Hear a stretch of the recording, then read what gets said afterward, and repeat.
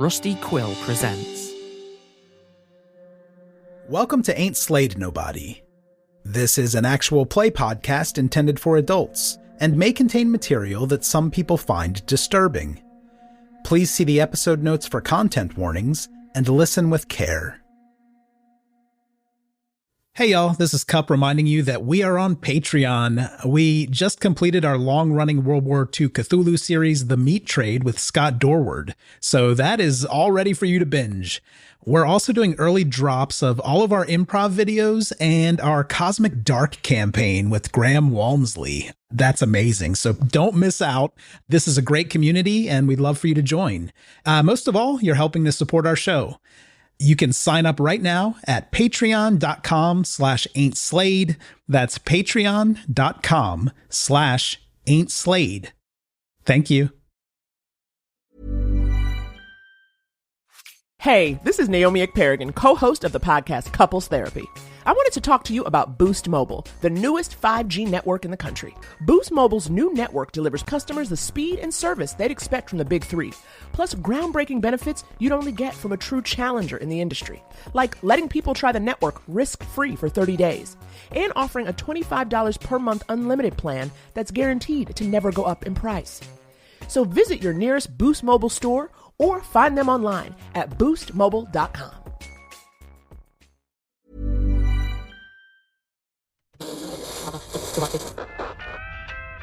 My love, the only one I ever loved, would do me wrong. You came, I saw we loved, you're gone. Miss, you said you knew Eric. You said you knew Eric ain't done this. You know more than these three pictures. You know these people. You heard me talking. Tell us what you know. This is not fair. It's not right. He didn't do it, did he? I don't think he did it. He didn't, but how do you even know what it is? Yeah, hearing that, Paul pulls the car over and slams on the brakes angrily and throws the e-brake on and turns around and says, "How do you know what you know? It's time to talk."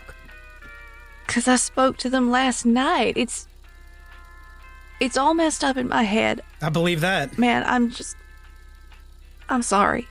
I'm trying to get my head straight. I'm trying to understand. I'm trying to understand this, but I'm just trying to help. They asked me to come and find you. I came and found you. They wanted me to take you back to them, so I'm trying to take you back to them. I don't know what else I can do. Did they say anything else? Well, yeah, they said lots of stuff. I don't know. What do you mean lots of stuff? Just go ahead and spit it out. Well, they talked about you and their lives and how much they missed you and how much they want to go home again. And I don't know. It's all jumbled up in my head. Dig deep in your head and find one thing that proves that you talked to these people last night. What did they tell you? Anything personal? Anything that will help us understand that they're alive? Yeah. Eric said that if you needed proof, I should tell you that you used to hide your weed in the crawl space under the house. Yeah, you always thought you were so clever doing that until a raccoon ate it. Paul, start driving. Paul puts the car in gear and keep heading down the road. And Bobby's just going to stare through her the rest of the way. Alex is just flipping through the photos obsessively, like over and over, get to the end and go back to the beginning and flip all the way back through them. There's something that's perhaps nagging away at your mind, which is Pat's phone was recovered from the crime scene. The police took all that stuff in as evidence. Maybe it wasn't her phone? Someone else's phone? Maybe the murderer left left the phone and took her phone, and this, whoever she is, picked it up last night. Maybe that's it. Can I go in and look at the record on the GPS and see if it's been anywhere? Like, if this phone has been anywhere in the last 6 months? Yeah. Okay, looking at the GPS records, there is a trail of movement today that started off in some woodland near Lower Fork, and then it's gone through the woods up to Lower Fork and then along the highway into Asheville. Then it seems to have travelled all through Asheville, through a few of your homes and places of business, and then onto the church. Until that, there hasn't been any activity on the phone for the past 6 months, not since that weekend. So maybe whoever took the phone turned off the GPS, right? If they thought we were looking for her phone, they wouldn't want the GPS running, okay? We can make sense of this. As they're just obsessively going through everything. This is Pat's phone, so that cannot have been Pat's phone. Okay, and then once you reach Lower Fork, Annie directs you down a road into the woods, and then down another smaller road, and then down another smaller road, and weaving all over the place through the woodlands, following these dirt tracks, basically. And, yeah, finally you turn onto, one trail that, really is little more than a footpath. After about, 20 minutes, half an hour of driving through the woods like this, you find yourself in a clearing in the woods. It's now 10:30, 11 at night. The moon is high overhead. There's thin clouds over the sky. And there in this clearing, in this fairly thin woodland, is a cabin that's standing there. And the cabin, despite the fact that it's a different place, looks exactly the same as the cabin in which those you love died. Yeah. That's it down there. Keep going. Are you seeing this, Alex? You've been out there. Sure looks like it, but we're in the wrong place for it. I think actually, based on your actions, let's have a sanity roll here. Yeah, I knew you were going to say that. All right, then. Oh, shit. Oh, you failed. Well, that's not great. Ooh, I passed. I got a hard success on my sanity roll. So just Paul. So Paul loses 2 points. Okay. Involuntarily, you do gasp and... Well, actually, you're driving, aren't you? Oh, boy. Yeah. Yeah, I know you don't crash or anything like that, but it's as you see it, I mean, you stall the car and it just comes to a sudden halt, jerking everyone inside as the headlights pick out the edifice of this. And it's a fairly simple wooden shack. It's a fairly old-fashioned design. It's a single-story cabin. There are shuttered windows. There's a little porch outside with a small set of stairs going up to it. And that's pretty much it. Does the woodland around the shack look the same as well, or just the shack itself? No, the woodland looks completely different. It's much sparser down here. I see. Okay. So it's just like somebody picked the shack up and dropped it in a different spot. Alex is going to turn off Pat's phone and they're going to tuck it in the pocket of their shirt. And they're going to do a quick grounding exercise to try to calm themselves down and just regain sort of their composure, because this is a lot. And they don't want to go into this place potentially freaking out on everybody. So they're just going to do a quick countdown backwards visualization exercise before they are ready to get out of the car. Okay. This is it. Bobby's going to text his wife to not fully explain what's happening, but to basically give the general area that he's in. Okay. And to say there's something I have to take care of tonight.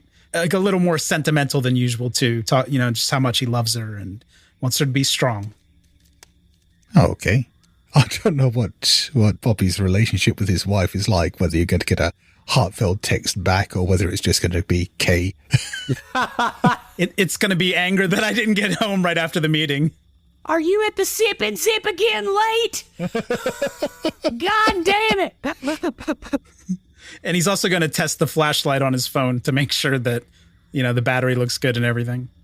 Yeah. Paul pulls his phone off the plug-in charger in the car, puts it in his pocket, gets out of the car, goes around to the back of the trunk and gets that small baseball bat and kind of sticks it in the back of his jeans.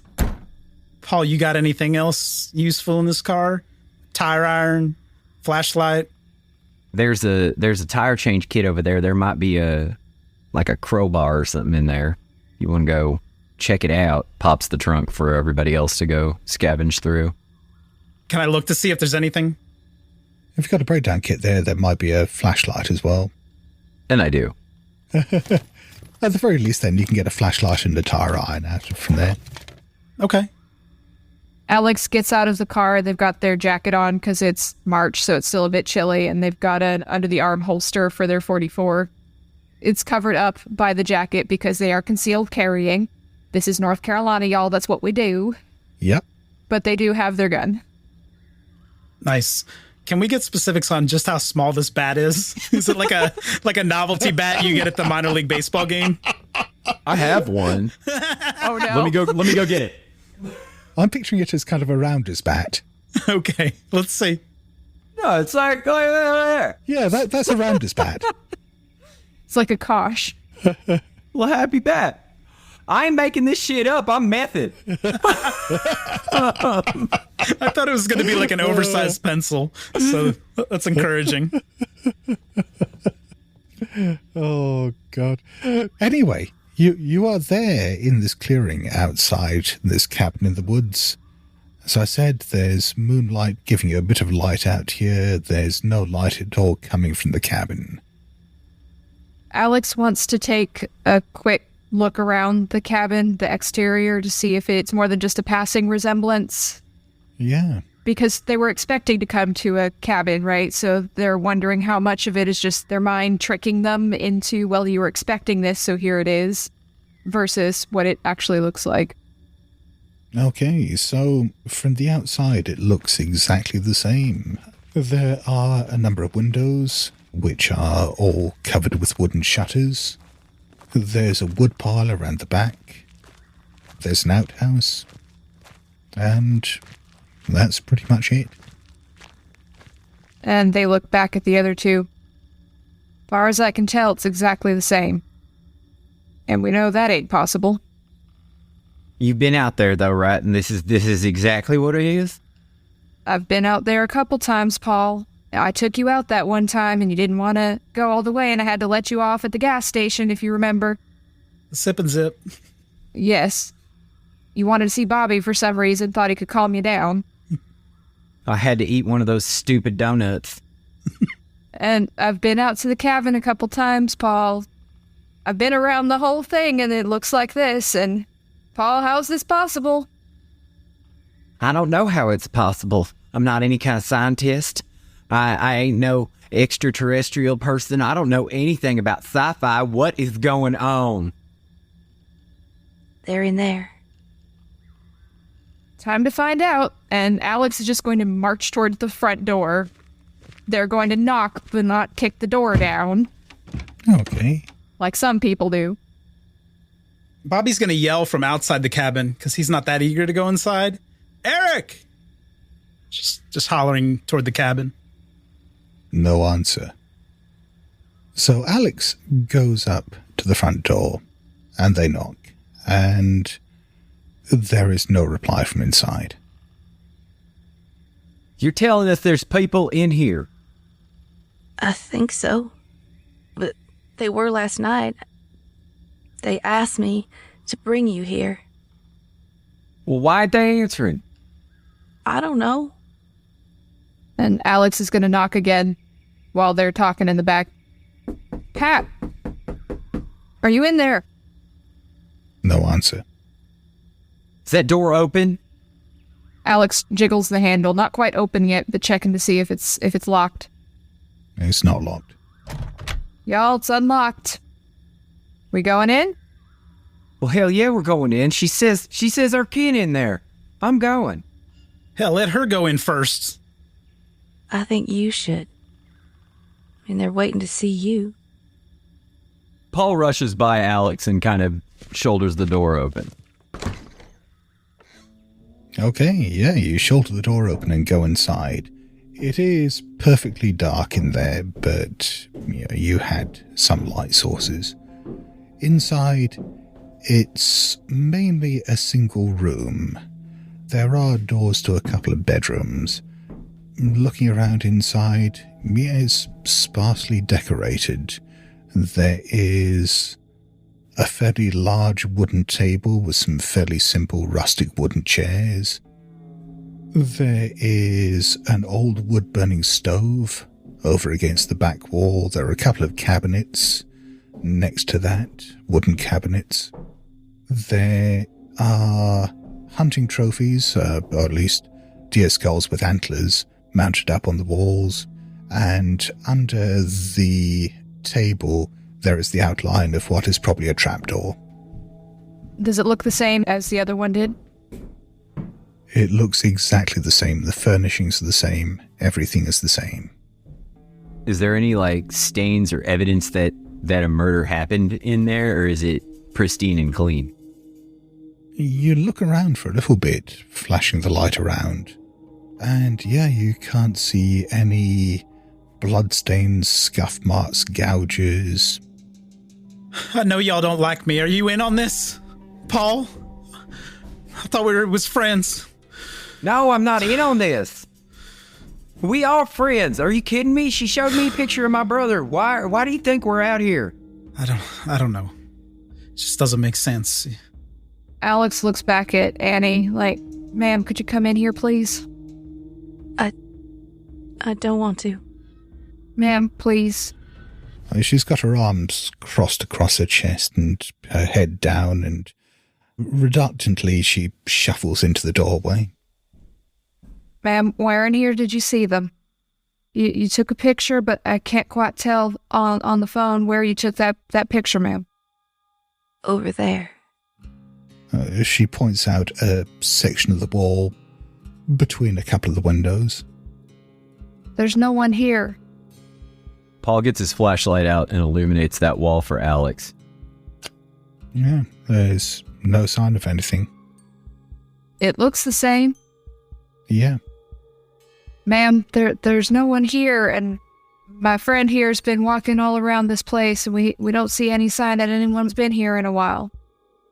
And as you say that, you hear the sound of something crashing to the ground outside. I'm drawing my gun. Okay. This is too much. I am startled. I am pulling out my .44. Safety off. Okay. Okay, my bat's at the ready. Seeing Alex do that, Bobby's going to get his tire iron out, but he's going to get behind Alex. That's very Cup. I'm pretty sure all of your characters do this. I like to die second. I'm ready to go. Screw it. Are there windows by the door, Scott? Yeah, there are 3 windows in this room. In fact, 4 windows. There's 2 on the long wall. There's 1 on each one of the shorter walls. The windows are, however, shuttered. There are stout wooden shutters bolted in place over them. That's not ominous at all. No.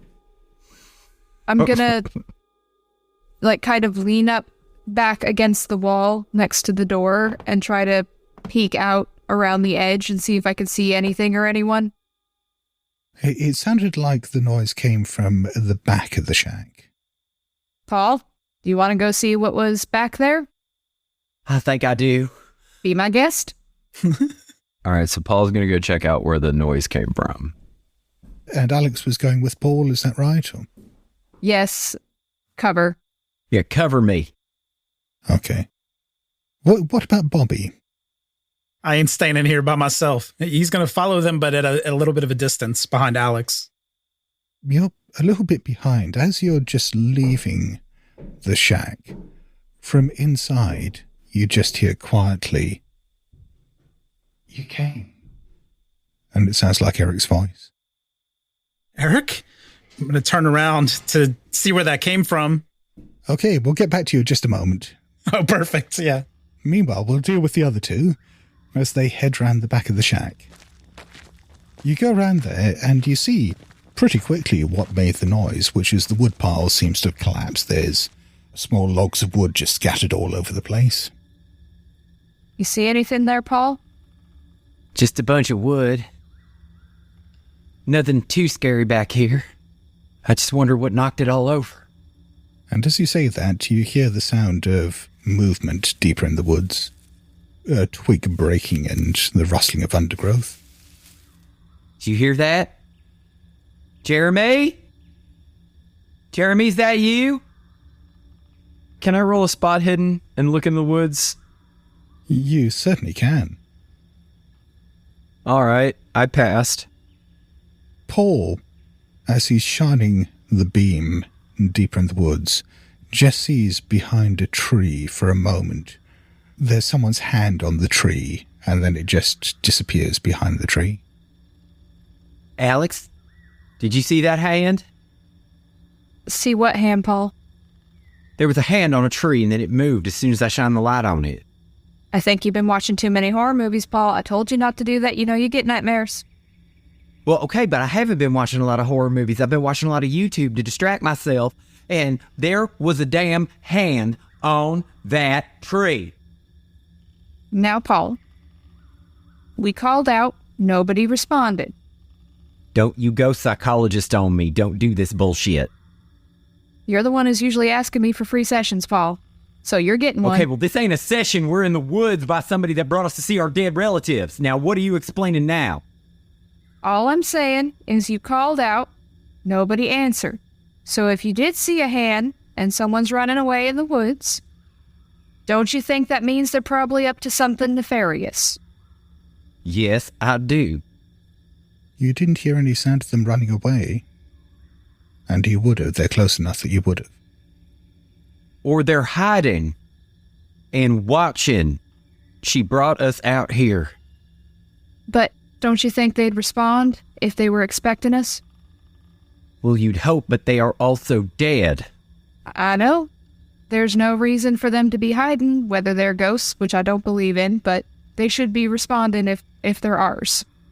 That's all I'm saying, Paul. And as you say that, you hear the car alarm going off.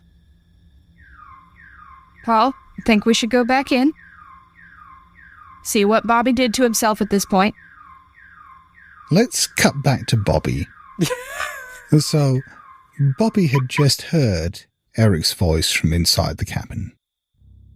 You came. I wasn't sure you were going to come. You came. Oh, God, thank you. Thank you. Thank you. Get me out of here, Bobby. Get me out of here. Oh, God, I'm so frightened. Get me out of here. Get me out of here, Bobby. I'm coming, Eric. Running right toward that voice. And you run over there, and you hear his voice from behind you somewhere saying, "Oh, God, look, just get me out of here. It won't let me go. It won't let me go. You need to give it something, Bobby. You need to give it something before it's going to let me go." I'm trying to help you, Eric. Where the hell are you? Yeah, help me. Look, it says that that if we give it someone else, then I can go. We can. It'll let me go if we give it someone else. With someone else? How? What? It likes it when you use the sickle. What? The sickle? And I think as the two of you come back towards the front of the cabin, there's the lights flashing on the car and the car alarm going off. And just in between the beeps, you can hear that Bobby's talking to someone inside the cabin. And there's no sign of Annie, so it could be her. Bobby, who are you talking to? Yeah, you hear Alex in the doorway. They're there. It's Eric. I thought I heard him. I don't know if I'm going crazy or... I heard him. I heard his voice, his real voice. As you turn around to talk to Alex, you see something on the floor that you didn't notice there before, just by the table. Lying on the floor, there is an old, rusty sickle lying there on the ground with a wooden handle and a rusty iron blade on it. Bobby's gonna very quickly pick that up.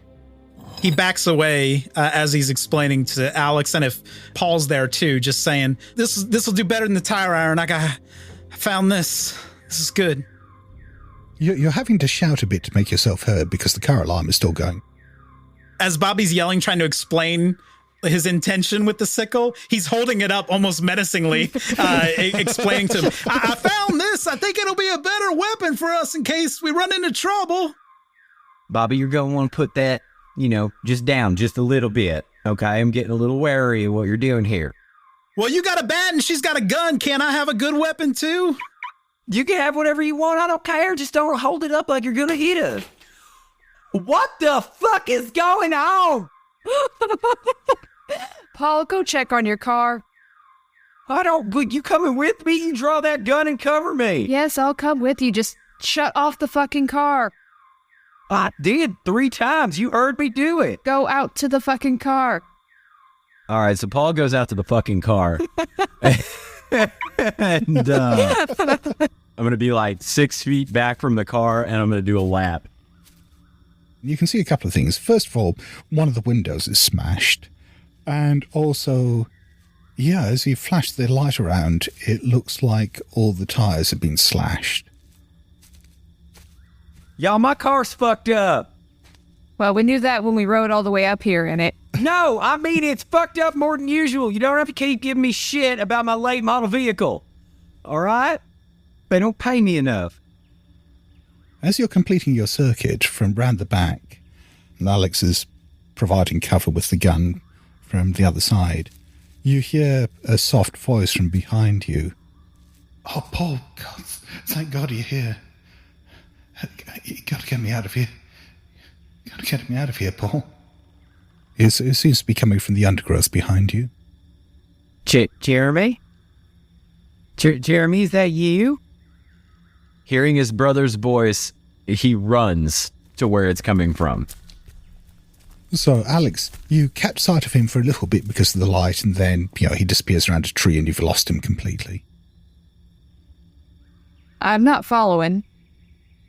I have seen enough horror movies, because Pat and I used to really enjoy watching horror movies. When the tires are slashed and people are running off into the dark, you don't go running off into the woods in the dark.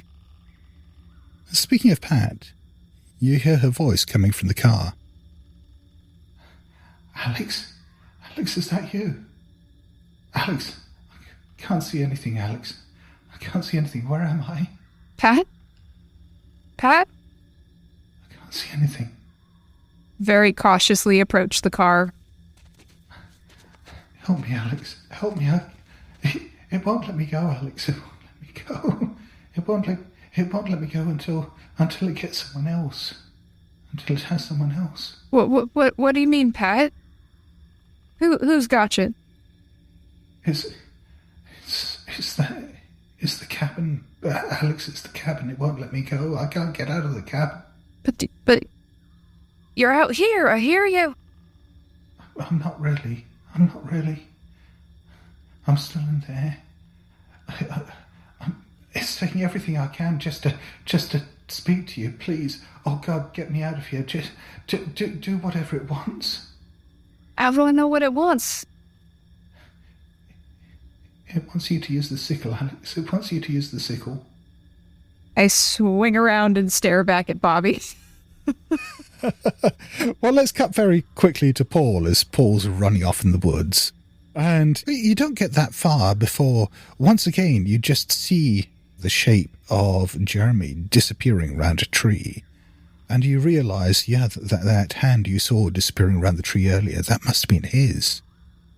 But then you hear his voice from behind you. Paul, you've got to do what it wants. It only wants one thing. It says it'll let me go if you give it someone. If you give it someone. What's it? What do you mean it? The cabin. It'll let me go It'll let me go if you give it someone. What do you mean, give it someone?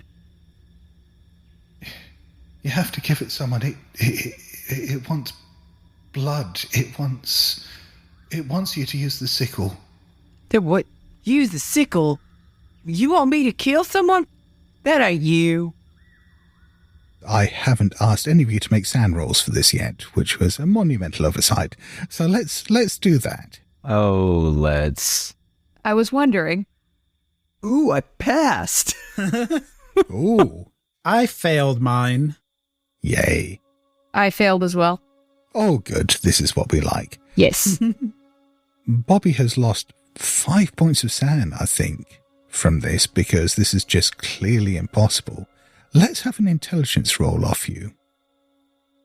Rina's so eager for me to pass this. Yes.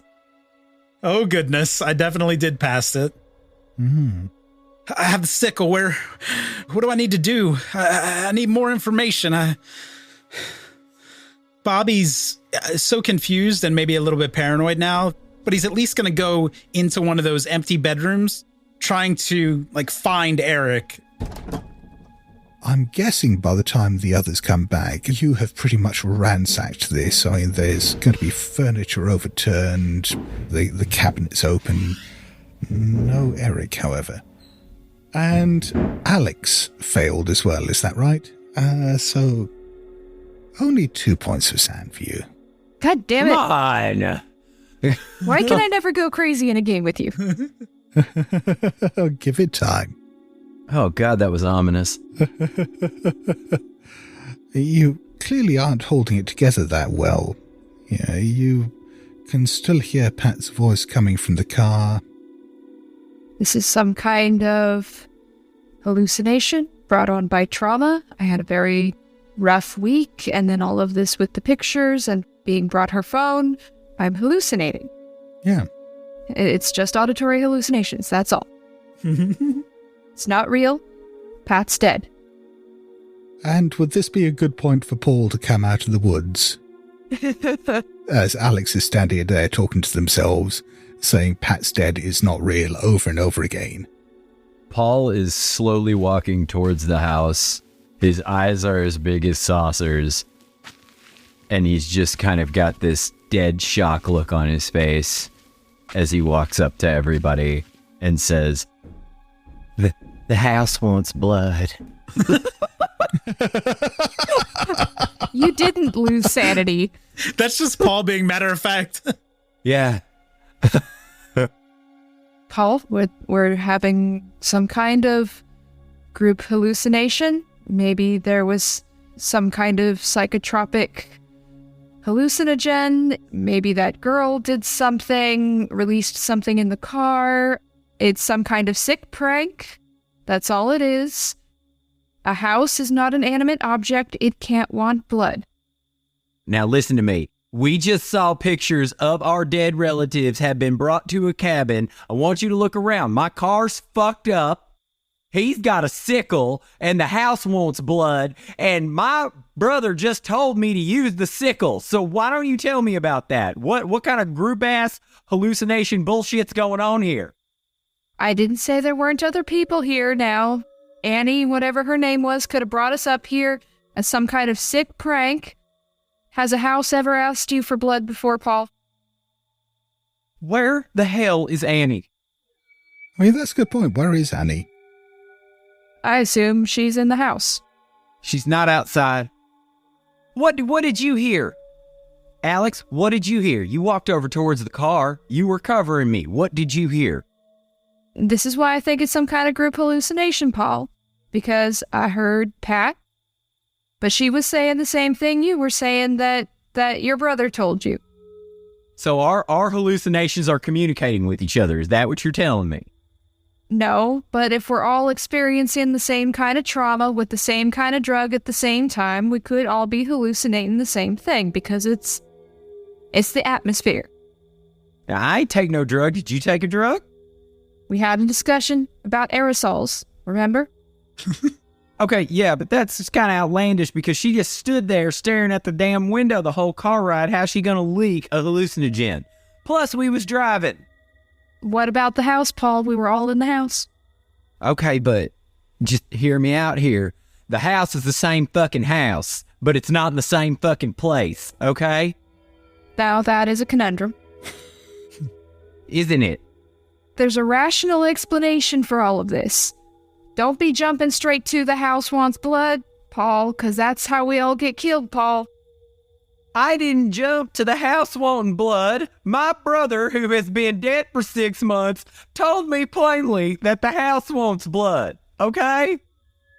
Okay. I don't know. I'm not going to give it blood. I'm not a killer. Oh, okay. That was my next question. As long as we're on the same page about not giving the house blood. I don't want to give the house blood, but if it keeps asking, we're going to have to do something about that. Well, now, Paul, if it comes to that, we're both agreed on who the blood has to be, right? Well, yeah, we're clearly killing Bobby. What about Annie? While you're having this conversation, you can hear there is banging and thumping and so on coming from inside the cabin. Do you hear that shit? Can Bobby also, while he's doing that, be talking to Eric? Oh, yeah. Do I need to kill somebody? What the hell do you mean? Oh, shit. Eric, if you just talk to me. Listen to that.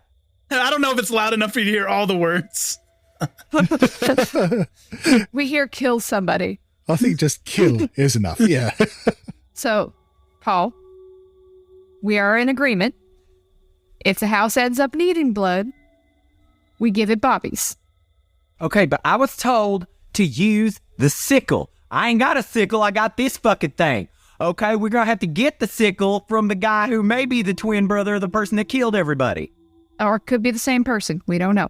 I mean, they are identical twins after all.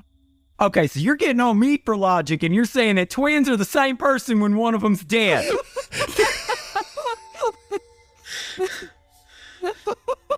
I'm so scared for Bobby right now. Let me just say. It did not take long for them to talk themselves into this. I'm gonna go Reservoir Dogs on Bobby. Now, Paul, we only said if. For now, we're going with the whole we are not giving the house blood thing. We're just making sure that we're on the same page here, that if push comes to shove. Listen, I'm not the one with the sidearm, okay? Oh, I'll shoot him if I have to. So, now, Paul, we gotta try to keep our grip here. We don't want to go making Murder Shack redo, Electric Boogaloo. We don't want any of that sort of nonsense going on. Okay? Okay. Okay? Okay. So. Okay, I'm gonna find my center. Deep breaths like we talked about. There we go.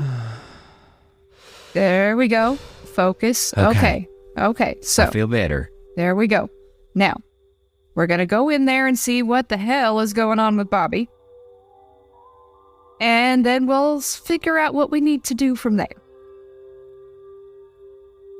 Okay? Okay. I still have my gun out. Okay, so you go into the shack. The huge table somehow has been overturned. Some of the chairs are just kindling. There's even one of the antlers from the deer head just lying on the ground. Standing in the midst of it all, there is Bobby standing there holding the sickle with a wild look in his eyes and muttering something about blood and killing. Hey, now, Bobby, put the sickle down, Bobby. Bobby, I'll lower the bat if you put the sickle down. What the hell is... I knew this was a setup. I knew y'all was trying to kill me from that first meeting. We're trying to kill you. Look at what you just did in here. I'm gonna put this down, Bobby. No. Eric. Help me, Eric. Help me do it. I can't do it. Eric. Help you do what, Bobby? Eric. Help me find Eric. Just help me find Eric, Paul. No, you asked Eric to help you do something and you're holding a sickle, so tell me what it is. Well, hell, y'all got a gun and a bat. Why can't I have a sickle? You just tore up the whole cabin, Bobby. That doesn't exactly inspire confidence. I'm looking for our kin. What the hell do you think we're doing out here? And you thought they were hiding up on the antlers somewhere? Bobby, what does the house want? As you say that, there is the very distinctive sound of a door closing. And as you look round, the front door which you left open behind you is now closed. How far are they from Bobby right now? How close did you get to the madman with the sickle? Oh, I think I would have stopped just inside the door to keep some distance. Right. And just because of the what the fuckness of all the furniture and everything being destroyed. Are they looking back to the door when it closes? Because I'm already facing that direction. Yeah, you just saw the door slowly close. Okay. If Paul turns around after he asks, what does the house want? I'm going to go at him with the sickle and take a little swing. Of course. And I'll shoot. Fucking hell, that didn't take long. Oh, we're all going to kill each other. All right. Yeah. Oh, you're not actually undergoing the bat madness anymore. You've had time to come out of it, just to make that clear. I'm not saying that you shouldn't eviscerate Paul. I'm just saying that you don't have to. Yeah. Once Paul asks that question, I think it alerts Bobby to the fact that he's not going crazy, that the house does need blood. And maybe that's what takes him out of the bout of madness. Yeah, I probably shouldn't have asked that question. No. I'm not trying to kill him necessarily, but maybe like... All right. You're just trying to give him a nice little cut on the neck with a sickle. Well, I mean, it certainly sounds like Bobby is running towards Paul. On the other hand, Alex does have a gun readied, which gives them plus 50 on dex rank, so you do get a chance to shoot first. Are you shooting Bobby? Are you firing a warning shot? What are you doing? Well, I'm going to try and hit him in the shoulder. I don't want to, blow his brains out or anything, but I do want to stop him. He's got a weapon. He destroyed the house. He's obviously going crazy in here. Yeah, it's kind of difficult to shoot someone in a non-lethal way, but you can try. That's a success. Okay, what kind of gun is it you have? It's a 44 Magnum. Oh, God. You're fucking joking. I told you about this in advance, Scott. Oh, God, yes, sorry, I forgot. Are you going to shoot him in the femur? Shoot him in the femur. I mentioned this in advance. I told you what kind of gun I was bringing to this party, and you didn't say anything. Listen to your inner Jeremiah. Put it in his leg. Oh, God. Okay, well then, roll a d10 plus 2. Is it d10 plus 2? Because my manual said 2d6 plus 3. I only have 10 hit points, y'all. Not for long. Oh, Jesus. That's 14. Well, Is he fucking dead?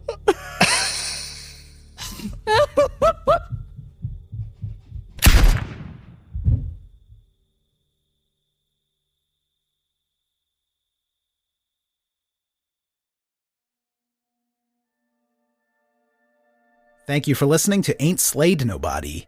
For ad-free episodes, lots of bonus content, and special programming, please join our wolf pack at patreon.com/ain'tslayed, or subscribe to Ain't Slayed Nobody Plus at Apple Podcasts. Nothing helps the show more than becoming a subscriber. See our show notes for full credits, and help us grow by posting friendly reviews and spreading the word to your friends and followers. Thank you, and good luck out there.